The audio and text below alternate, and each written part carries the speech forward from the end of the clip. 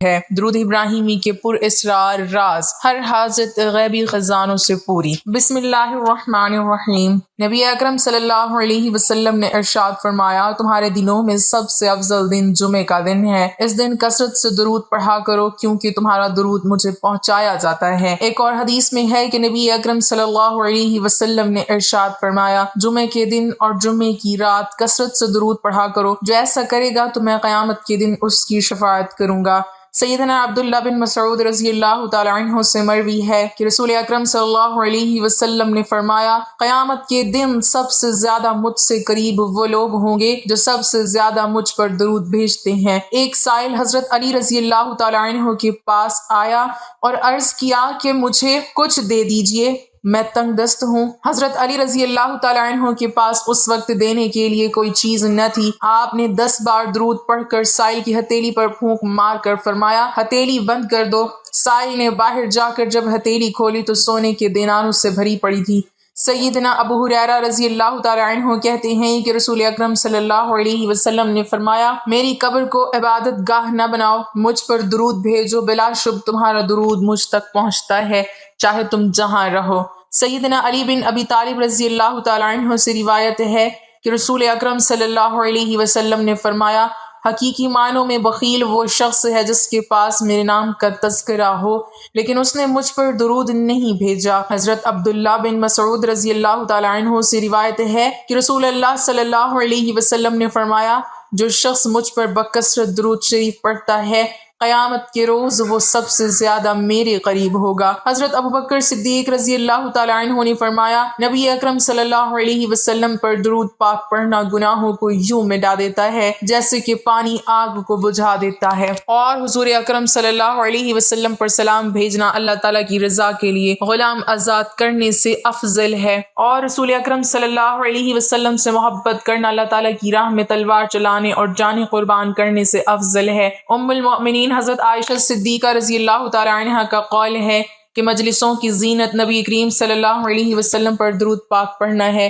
لہٰذا مجالس کو درود پاک سے مزین کرو۔ سیدنا عبداللہ بن مسعود رضی اللہ تعالی عنہ نے حضرت زید بن وہب سے فرمایا کہ جب جمعے کا دن آئے تو رسول اللہ صلی اللہ علیہ وسلم پر 1000 مرتبہ درود پاک پڑھنا ترک نہ کرو۔ حضرت حذیفہ رضی اللہ تعالی عنہ کا فرمان ہے کہ درود پاک پڑھنا درود پاک پڑھنے والے کو اور اس کی اولاد کو اور اولاد کی اولاد کو رنگ دیتا ہے۔ حضرت عمر بن عبدالعزیز نے فرمان جاری کیا کہ جمعے کے دن علم کی اشاعت کرو اور نبی اکرم صلی اللہ علیہ وسلم پر درود پاک کی کثرت کرو۔ مواہب الذین میں امام قسطلانی رحمۃ اللہ علیہ نے روایت کیا ہے کہ قیامت کے دن کسی مومن کی نیکیاں کم ہو جائیں گی اور گناہوں کا پلڑا بھاری ہو جائے گا تو وہ مومن پریشان کھڑا ہوگا۔ اچانک رسول اللہ صلی اللہ علیہ وسلم میزان پر تشریف لائیں گے اور چپکے سے اپنے پاس سے بند پرچہ مبارک نکال کر اس کے پلڑے میں رکھ دیں گے، جسے رکھتے ہی اس کی نیکیوں کا پلڑا وزنی ہو جائے گا۔ اس شخص کو پتہ ہی نہیں چلے گا کہ یہ کون تھے جو اس کا بیڑا پار کر گئے۔ وہ پوچھے گا، آپ کون ہیں؟ اتنے سخی، اتنے حسین و جمیل، آپ نے مجھ پر کرم فرما کر مجھے جہنم کا ایندھن بننے سے بچا لیا، اور وہ کیا پرچہ تھا جو آپ نے میرے اعمال میں رکھا؟ رسول اللہ صلی اللہ علیہ وسلم کا ارشاد ہوگا، میں تمہارا نبی ہوں اور یہ پرچہ درود ہے جو تم مجھ پر بھیجا کرتے تھے۔ امام ابن حجر مکی رحمۃ اللہ علیہ بیان کرتے ہیں کہ ایک صالح شخص نے کسی کو خواب میں دیکھا اور اس سے پوچھا کہ مرنے کے بعد تیرا کیا حال ہوا؟ اس نے بتایا کہ اللہ سبحانہ وتعالی نے میری بخشش فرما کر جنت میں بھیج دیا۔ صالح شخص نے اس سلوک کا سبب پوچھا تو اس نے بتایا کہ جب فرشتوں نے میرے اعمال تولے، میرے گناہوں کو شمار کیا اور میرے پڑھے ہوئے درود پاک بھی شمار کیے تو 100 درود گناہوں سے بڑھ گئے، جبکہ باقی سب نیک اعمال سے میرے گناہ زیادہ تھے۔ جو ہی درود پاک کا شمار بڑھ گیا تو اللہ پاک نے فرشتوں کو حکم دیا کہ اس کا حساب کتاب ختم کر دو، چونکہ اس کے درود بڑھ گئے ہیں اس لیے اس کو سیدھا جنت میں لے جاؤ۔ امام قسطلانی رحمۃ اللہ علیہ اپنے کتاب المواہب الذین میں فرماتے ہیں کہ جب آدم علیہ السلام کی تخلیق کے بعد حضرت حوا علیہ السلام کی پیدائش ہو گئی تو حضرت آدم علیہ السلام نے ان کا قرب چاہا۔ اللہ تعالیٰ نے فرشتوں کو حکم دیا کہ پہلے ان کا نکاح ہوگا، اور مہر کے طور پر دونوں کو حکم ہوا کہ مل کر 20 مرتبہ میرے محبوب خاتم المرسلین صلی اللہ علیہ وسلم پر درود پڑھیں۔ ایک روایت میں 3 مرتبہ بیان ہوا ہے، چنانچہ انہوں نے 20 مرتبہ یا 3 مرتبہ درود پڑھا اور حضرت حوا علیہ السلام ان پر حلال ہو گئیں۔ امام شرف الدین بصیری رحمۃ اللہ علیہ ایک بہت بڑے تاجر اور عالم تھے۔ وہ عربی ادب کے بہت بڑے فاضل اور شاعر بھی تھے۔ انہیں اچانک فالج ہو گیا۔ بستر پر پڑے پڑے انہیں خیال آیا کہ بارگاہ سرور کونین میں کوئی ایسا درد بھرا قصیدہ لکھوں جو درود السلام سے معمور ہو۔ چنانچہ محبت و عشق رسالت مآب صلی اللہ علیہ وسلم میں ڈوب کر 166 اشعار پر مشتمل قصیدہ بردہ شریف جیسی شہرت دوام حاصل کرنے والی تصنیف تخلیق کر ڈالی۔ رات کو آقا صلی اللہ علیہ وسلم خواب میں تشریف لائے اور امام بصیری رحمۃ اللہ علیہ کو فرمایا، بصیری یہ قصیدہ سناؤ۔ عرض کیا، یا رسول اللہ صلی اللہ علیہ وسلم میں بول نہیں سکتا، فالج زدہ ہوں۔ آقا صلی اللہ علیہ وسلم نے اپنا دست مبارک امام بصیری رحمۃ اللہ علیہ کے بدن پر پھیرا، جس سے انہیں شفا حاصل ہو گئی۔ پس امام بصیری رحمۃ اللہ علیہ نے قصیدہ سنایا۔ قصیدہ سن کر آپ صلی اللہ علیہ وسلم کمال مسرت و خوشی سے دائیں بائیں جھوم رہے تھے۔ ایک روایت یہ بھی ہے کہ حالت خواب میں امام بصیری رحمۃ اللہ علیہ کو آپ صلی اللہ علیہ وسلم نے چادر عطا فرمائی، اسی وجہ سے اس کا نام قصیدہ بردہ پڑ گیا۔ امام بصیری رحمۃ اللہ علیہ صبح اٹھے تو فالج ختم ہو چکا تھا۔ گھر سے باہر نکلے، گلی میں انہیں ایک مجذوب شیخ ابو الرجا ملے اور امام بصیری رحمۃ اللہ علیہ کو فرمایا کہ رات والا وہ قصیدہ مجھے بھی سناؤ۔ امام بصیری رحمۃ اللہ علیہ یہ سن کر حیرت زدہ ہو گئے اور پوچھا، آپ کو یہ کیسے معلوم ہوا؟ انہوں نے کہا، جب اسے حضور نبی اکرم صلی اللہ علیہ وسلم سن کر خوشی سے جھوم رہے تھے، میں بھی دور کھڑا سن رہا تھا۔ قائرین کرام، میرے مضمون کا مقصد واضح ہے۔ آج کل کی یہ حالات دیکھ کر دل خون کے آنسو روتا ہے۔ ان حالات کی درستگی ہمارے اعمال کی دنیا درست کرنے میں موقوف ہے۔ چلو آج ہی سے عہد کر لیں کہ چلتے پھرتے دن رات درود شریف کا ورد کرتے رہیں گے۔ آج کی ویڈیو کا آغاز اللہ کے نام کے بعد نبی پاک صلی اللہ علیہ وسلم پر درود و سلام بھیجتے ہوئے کرتے ہیں۔ آج کی یہ ویڈیو بھی درود و سلام کی برکات کے حوالے سے ہے، جس کو سننے کے بعد انشاءاللہ آپ کو درود پاک سے مزید رغبت پیدا ہوگی اور یقین مزید بڑھے گا۔ ہمارا یقین ہے کہ اس ویڈیو کو سننے کے بعد آپ انشاءاللہ تعالی پہلے سے زیادہ درود پاک پڑھنا شروع کر دیں گے۔ محترم ناظرین، ایک نیک بزرگ اپنا واقعہ اس طرح سے بیان کرتے ہیں کہ میں 5 یا 6 سال کا تھا جب میری والدہ کا انتقال ہو گیا اور ہم ہندوستان کے صوبہ بہار میں رہتے تھے۔ وہاں والدہ کی وفات کے بعد والد صاحب نے دوسری شادی کر لی اور ہماری سوتیلی ماں ہم بہن بھائیوں پر بہت ظلم کرتی تھی۔ گھر کا سارا کام بھی ہم سے کرواتی، کھانے پینے پر بھی پابندی تھی، جو بچا کچا تھا بس ہمیں دے دیا جاتا اور ہم وہ کھاتے۔ اور جب ہمارے سوتیلے بہن بھائی ہوئے تو یہ ظلم اور بڑھ گیا۔ کہتے ہیں کہ ہماری سوتیلی ماں پیشاب کے کپڑے تک ہم سے دھلواتی اور خود چارپائی پر بیٹھی رہتی، گندے کپڑے بھی ہم سے دھلواتی۔ ہمارے والد صاحب نے بھی ہمارے پر کوئی خاص توجہ نہ دی، وہ ہماری سوتیلی ماں سے ڈرتے تھے۔ اور سوتیلی ماں جب اپنے گھر جاتی تو ابا ہمیں پیار بھی کرتے، جیب خرچ بھی دیتے، ہمارا خیال بھی رکھتے، تو وہ دن ہمارے لیے عید کے دن ہوتے جب والد صاحب ہم سے محبت سے پیش آتے اور ہم سب بہن بھائی دعا کرتے کہ ہماری امی وہیں رہے، گھر واپس نہ آئے۔ کہتے ہیں کہ جیسے کر کے ہمارے حالات اسی طرح سے گزر رہے تھے کہ ایک دن ہماری امی نے میری چھوٹی بہن کو کسی بات پر بہت مارا۔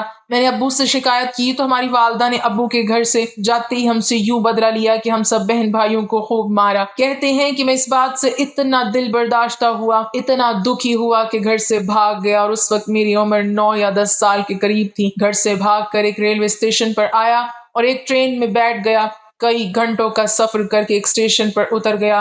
چند روپے میرے پاس تھے، بھوک لگتی تو ان سے کچھ کھا پی لیتا اور سارا دن آوارہ گردی کرتا رہتا، پھر رات کو ریلوے اسٹیشن کے مسافر خانے میں آ کر سو جاتا۔ کہتے ہیں کہ چند دن کے بعد میرے پیسے ختم ہو گئے، بڑی پریشانی ہوئی۔ مسافر وہاں جو بچا کچا کھانا ڈال جاتے، میں چپ کر کے وہی کھا لیتا۔ ایک دن بہت بھوک لگی، سارا ریلوے اسٹیشن چھان مارا مگر کہیں سے سوکھی روٹی کا ٹکڑا تک نہ ملا۔ وہیں پلیٹ فارم پہ بیٹھ کر میں ڈھال ہو کر رونے لگا۔ بھوک کی شدت بہت زیادہ تھی اور آج اپنی ماں کی بہت شدت سے یاد آ رہی تھی کہ وہ ہمیں بے سہارا چھوڑ کر اس دنیا سے چلی گئی۔ بہن بھائی یاد آ رہے تھے، نہ جانے سوتیلی ماں ان کے ساتھ کیا سلوک کرتی ہوگی۔ کہتے ہیں کہ میں نے دعا کی کہ کاش مجھے اتنی دولت مل جائے کہ میں ایک الگ مقام لے کر اپنے پاس بہن بھائیوں کو رکھ لوں اور ان کو اچھے طریقے سے پالوں، وہ اپنے سب دکھ درد بھول جائیں اور ہم اچھے اچھے کھانے کھائیں، اچھے اچھے کپڑے پہنے اور خوش و خرم رہیں۔ لیکن اتنی دولت میرے پاس کہاں تھی، یہاں تو سوکھی روٹی تک نہ تھی۔ کئی دن فاقوں میں گزر گئے، سوائے پانی کے میرے اندر کوئی چیز نہیں گئی تھی۔ انہی سوچوں میں گم تھا کہ 2 بزرگ مسافر خانے میں داخل ہوئے اور تھیلے میں سے کھانا نکال کر کھانے لگے۔ کہتے ہیں کہ میں سامنے بینچ پر ہی لیٹا ہوا تھا۔ کھانے کو دیکھ کر میری بھوک مزید تیز ہو گئی۔ میں اٹھ کر بیٹھ گیا اور کھانے کی طرف دیکھنے لگا۔ دل تو چاہ رہا تھا کہ میں ان سے کھانا چھین کر بھاگ جاؤں اور دور کہیں جا کر پیٹ بھر کر کھانا کھاؤں، لیکن ایک تو کئی دنوں سے بھوکا تھا، فاقوں سے تھا جس میں طاقت نہیں تھی، دوسرا یہ کہ وہ 2 آدمی تھے اور میں ایک چھوٹا بچہ۔ میں بڑی بے بسی کے ساتھ ان کو کھانا کھاتے دیکھنے لگا کہ اچانک ان میں سے ایک بوڑھے بزرگ کی نظر مجھ پر پڑی۔ انہوں نے مجھے غور سے دیکھا اور پھر کہا، آؤ کھانا کھاؤ۔ میں تو جیسے اشارے کا منتظر تھا، پتہ نہیں اس وقت میرے جسم میں اتنی طاقت کہاں سے آئی۔ میں تیزی سے اٹھا، آگے بڑھا اور فوراً سے ہی جلدی سے کھانے لگا۔ مجھے اس طرح سے کھانا کھاتے دیکھ کر وہ کہنے لگے کہ لگتا ہے کہ بچہ کئی دنوں سے بھوکا ہے، ہم بعد میں کھا لیں گے، اسے کھانے دو۔ کہتے ہیں کہ میں نے جلدی سارا کھانا ختم کر لیا تو انہوں نے مجھے پانی دیا۔ میں نے پانی پیا تو انہوں نے کہا، بیٹھو، کھانا کھا کر اللہ کا شکر ادا کرو۔ ہم یہ نہیں کہتے کہ ہمارا شکر ادا کرو، کیونکہ رزق جس کے نام کا ہے اسی کو ملتا ہے، لیکن بیٹا جس مالک نے کھانا کھلایا ہے اس کا شکر ادا کرنا چاہیے۔ ان کے پیار بھرے لفظ سن کر مجھے شرمندگی اور ندامت ہوئی اور میں رونے لگا۔ انہوں نے میرے سر پر ہاتھ رکھا اور تسلی دی اور کہنے لگے، تم کون ہو؟ یہاں کیا کر رہے ہو؟ تمہارے والد صاحب کہاں ہیں؟ وہ کیا کام کرتے ہیں؟ وہ کہتے ہیں کہ جب میں نے ان کی محبت بھری گفتگو سنی، ان کی شفقت دیکھی تو میں بہت متاثر ہوا۔ پھر میں نے ان کو اپنی پوری داستان سنائی، جسے سن کر ان کی آنکھوں میں آنسو آ گئے۔ وہ میری داستان غم سن کر آپس میں اپنی زبان میں بات کرنے لگے جسے میں سمجھ نہ سکا۔ کچھ دیر بعد جو زیادہ بوڑھا شخص تھا وہ کہنے لگا کہ آپ کے سب مسئلے حل ہو جائیں گے، لیکن ہماری ایک شرط ہے اور آپ کو وہ شرط پوری کرنی ہوگی، تو ہم آپ کی مدد کریں گے۔ کہتے ہیں کہ میں فوراً تیار ہو گیا کہ مجھے آپ کی ساری شرطیں منظور ہیں، چاہے وہ کچھ بھی کیوں نہ ہوں۔ انہوں نے کہا کہ بیٹا، پہلی شرط تو یہ ہے کہ آپ پابندی سے 5 وقت کی نماز پڑھیں گے اور کثرت کے ساتھ درود شریف پڑھیں گے۔ کہتے ہیں کہ میں نے کہا کہ مجھے نہ نماز آتی ہے نہ درود شریف، کسی نے سکھایا ہی نہیں۔ والد صاحب کو بھی ہم نے کبھی دلچسپی سے نماز پڑھتے نہیں دیکھا، اور ہماری سوتیلی ماں تو سوائے گھر کے کام کروانے کے ہم سے اور کچھ نہیں کرواتی تھی۔ میری ساری باتیں سن کر وہ دونوں چند لمحے خاموش رہے، پھر دونوں نے آپس میں کچھ مشورہ کیا اور کہا کہ بیٹا ٹھیک ہے، ہم آپ کو اسی پلیٹ فارم پر ایک ہوٹل میں نوکری دلوا دیتے ہیں، جہاں آپ کو کھانا پینا بھی ملے گا اور رہائش بھی۔ آپ نے خوب محنت اور ایمانداری سے کام کرنا ہے، اگر آپ کی رپورٹ اچھی آئی تو مزید سوچیں گے، لیکن آپ نے اچھے سے کام کرنا ہے۔ کام سے فارغ ہونے کے بعد مسجد کے مولوی صاحب سے نماز اور قرآن پاک سیکھنا ہے اور درود شریف لازمی پڑھنا ہے اور لازمی سیکھنا ہے۔ اور پھر انہوں نے پوچھا کہ آپ کو صلی اللہ علیہ وسلم بھی نہیں آتا، یعنی کہ آپ اتنا بھی نہیں پڑھ سکتے صلی اللہ علیہ وسلم؟ میں نے شرمندگی سے سر جھکا لیا تو انہوں نے بار بار مجھ سے کہلوایا کہ کہو صلی اللہ علیہ وسلم۔ مجھے انہوں نے یہ یاد کروا دیا اور مجھے کہا کہ آپ نے اٹھتے بیٹھتے چلتے پھرتے کثرت سے پڑھنا ہے صلی اللہ علیہ وسلم۔ اس کے بعد انہوں نے بولا کہ چلو ہم آپ کو کام پر لگوا دیتے ہیں۔ وہ مجھے لے کر ہوٹل پر گئے اور وہاں پر انہوں نے مجھے کام پر لگوایا، جہاں سے میں کھانا لے کر کھایا کرتا تھا۔ جب میرے پاس پیسے ہوا کرتے تھے، میں نے دیکھا کہ ہوٹل کا سارا عملہ ان کا بے حد احترام کر رہا تھا۔ انہوں نے ایک شخص سے بات کی جو انتظامیہ میں تھا، اس نے میری طرف دیکھتے ہوئے گردن ہلائی اور اس طرح میں ہوٹل پر ملازم ہو گیا۔ اپنے محسن کی ہدایت پر درود و شریف کثرت سے پڑھنے لگا، نماز پڑھنا بھی سیکھ لی اور نماز پڑھنا بھی شروع کر دی، اور تقریباً 6-7 سال ملازمت کرتے ہوئے گزر گئے۔ مجھے پتہ ہی نہیں چلا کہ یہ ہوٹل تو میرے محسن کا ہے جنہوں نے مجھے یہاں ملازمت پر رکھوایا تھا۔ یہی نہیں بلکہ کئی جگہوں پر ان کی ہوٹل ہیں، مسافر خانے ہیں، اور سال میں 1-2 دفعہ آتے ہیں تو مجھ سے بھی ملتے ہیں اور میری جو بھی رپورٹ ہوتی ہے وہ بھی سنتے ہیں اور بڑی محبت سے پیش آتے ہیں۔ ایک دفعہ ملنے آئے تو کہنے لگے، بیٹا مجھے آپ سے ایک کام ہے، کرو گے؟ میں نے ان سے کہا کہ آپ میرے محسن ہیں، آپ نے مجھے اتنا کچھ دیا ہے، آپ حکم کریں، میں حاضر ہوں۔ انہوں نے کہا، میری ایک بھتیجی ہے جس کے ساتھ ہم نے پہلی دفعہ مل کر پلیٹ فارم پر کھانا کھایا تھا، وہ میرے چھوٹے بھائی تھے، ان کی بیٹی اب جوان ہو چکی ہے، آپ بھی ماشاءاللہ اب جوان ہیں، میں چاہتا ہوں کہ آپ کی شادی ان کی بیٹی سے کروا دوں، اگر آپ حامی بھرے تو۔ میں نے جواب دیا، اگر آپ کی خواہش ہے تو میں حاضر ہوں۔ پھر انہوں نے سادگی کے ساتھ پروکار طریقے سے میرا نکاح پڑھوا دیا۔ نکاح کے چند دنوں میں مجھے اپنے بہن بھائی بہت یاد آئے اور میں نے اسی دن عہد کر لیا کہ نکاح سے فارغ ہو کر میں ان سے ملنے ضرور جاؤں گا۔ لہٰذا نکاح کے چند دن بعد میں نے اپنے محسن سے مشورہ کیا تو انہوں نے کہا کہ بیٹا ضرور جاؤ، لیکن پہلے اکیلے جانا، بیوی کو ساتھ لے کر نہ جانا، مناسب نہیں، وہاں آپ کی سوتیلی ماں ہے، لڑائی جھگڑا ہو تو یہ اچھا نہیں، وہاں جا کر آپ ان سے لڑائی جھگڑا مت کرنا بلکہ معافی مانگنا اور اپنے بہن بھائیوں کے لیے تحفے لے کر جانا، کیونکہ تحفے دینا سنت ہے۔ اور سارے راستے درود شریف پڑھتے جانا صلی اللہ علیہ وسلم۔ میرے محسن بہت ہی نیک اور خدا ترس آدمی تھے۔ میں نے ان کی ہدایت پر عمل کیا اور سارے راستے درود شریف پڑھتا ہوا ٹرین کے ذریعے اپنے گھر روانہ ہو گیا۔ جیسے جیسے گھر قریب آ رہا تھا میرا دل بری طرح دھڑک رہا تھا۔ نظروں میں بہن بھائیوں کے چہرے گھوم رہے تھے۔ کہتے ہیں کہ ایک عجیب سی کیفیت تھی۔ اپنے گھر پہنچا، چھوٹے بھائی نے پوچھا کون ہے؟ میں نے کہا میں تیرا بھائی ابراہیم ہوں۔ وہ گلے لگ گیا اور زور زور سے رونے لگا۔ اتنے میں سب بہن بھائی اکٹھے ہو گئے، باری باری سب سے ملا۔ سوتیلی ماں مجھے بہت حیرت سے دیکھ رہی تھی۔ انہوں نے بھی میرے سر پر ہاتھ رکھا اور کہا باہر ہی ملتے رہو گے یا اندر آؤ گے؟ میں خوشی کے وہ لمحے کیسے بیان کروں؟ اندر جا کر سب کا سامان نکالا، سب سے پہلے سوتیلی ماں کو ان کا تحفہ دیا، اس کے بعد اپنے سوتیلے بہن بھائیوں کو دیا۔ میں نے دیکھا کہ خوشی سے میری ماں کی آنکھوں میں آنسو آ گئے۔ کئی دن ان کو اپنی داستان سنانے میں گزر گئے۔ تقریباً 2 مہینے کے بعد میں نے واپسی کا پروگرام بنایا۔ سب اداس تھے۔ میرے بہن بھائیوں نے الگ سے مجھے بتایا کہ آپ جیسے حالات چھوڑ کر گئے تھے ویسے ہی ہیں، بلکہ ماں اب پہلے سے بھی زیادہ ظلم کرتی ہے اور کام لیتی ہے۔ البتہ جب سے آپ آئے ہیں ان کا رویہ بدلا ہے۔ پتہ ہی نہیں چلتا کہ یہ سوتیلی ماں ہے یا حقیقی ماں ہے۔ اب آپ چلے جائیں گے تو پھر سے ہی ہمارا وہی حال ہوگا، اور آپ ابا جان سے بھی نہیں ملے جو کام کے سلسلے میں دوسرے شہر میں رہتے ہیں۔ میں نے انہیں تسلی دی کہ اب ہرگز ایسا نہیں ہوگا۔ میں آپ کو ایک نسخہ دیتا ہوں جس سے آپ کے سارے معاملات درست ہو جائیں گے اور کوئی ظلم نہیں ہوگا اور آپ کو کوئی پریشانی نہیں ہوگی۔ اور پھر میں نے اپنے محسن کا بتایا ہوا درود شریف انہیں سکھایا اور کہا کہ آپ کا بھائی جس مقام پر ہے وہ اسی درود شریف کی برکت سے ہے صلی اللہ علیہ وسلم۔ میرے سسر نے شادی کے بعد اپنا کاروبار بھی میرے حوالے کر دیا تھا اور میں نے تسلی دی کہ اب میں آتا جاتا رہوں گا۔ بہرحال میں اپنی بہن بھائیوں کو خوب تسلیاں دے کر واپس آ گیا۔ اسی دوران حالات نے ایسا پلٹا کھایا کہ ملک تقسیم ہو گیا اور میرے محسن میرے سسر نے جلدی اپنا کاروبار سمیٹا اور پاکستان جانے کی تیاریاں کرنے لگے۔ یہاں سکھوں اور ہندوؤں نے انہیں شہید کر دیا۔ ایسی افراتفری مچی کہ جس طرف رخ ہوا اسی طرف چل پڑا۔